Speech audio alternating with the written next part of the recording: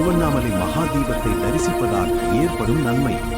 திருவண்ணாமலையில் ஏற்றப்படும் கார்த்திகை தீபத்தை நேரில் பார்த்தவர்களின் 21 தலைமுறைக்கு முக்தி கிடைக்கும். திருவண்ணாமலையை பார்த்து நமச்சிவாய என்று சொன்னால் அந்த மந்திரத்தை 3 கோடி முறை உச்சரித்த புண்ணியம் கிடைக்கும். தீபத் திருநாளில் 5 முறை கிரிவலம் வர பாவங்களிலிருந்து முழு விமோசனமும் கிடைக்கும். திருவண்ணாமலை கார்த்திகை தீபத்தை தரிசிக்க சித்தர்கள் வருகை தருவார்கள் என்பது நம்பிக்கை. அப்படி வரும் சித்தர்கள் மலை உச்சியில் தீபம் ஏற்றும் கொப்பரை நெய்யில் சக்தி வாய்ந்த மூலிகை தைலத்தை சேர்த்து விடுவதாக சொல்கிறார்கள். மலை உச்சியில் தீபம் ஏற்ற பயன்படுத்தப்படும் கொப்பரை 2000 லிட்டர் நெய் பிடிக்கும். திருவண்ணாமலை தீப ஒளி சுமார் 20 கிலோமீட்டர் தொலைவுக்கு தெரியும். இது 11 நாட்கள் தொடர்ந்து எரியும்.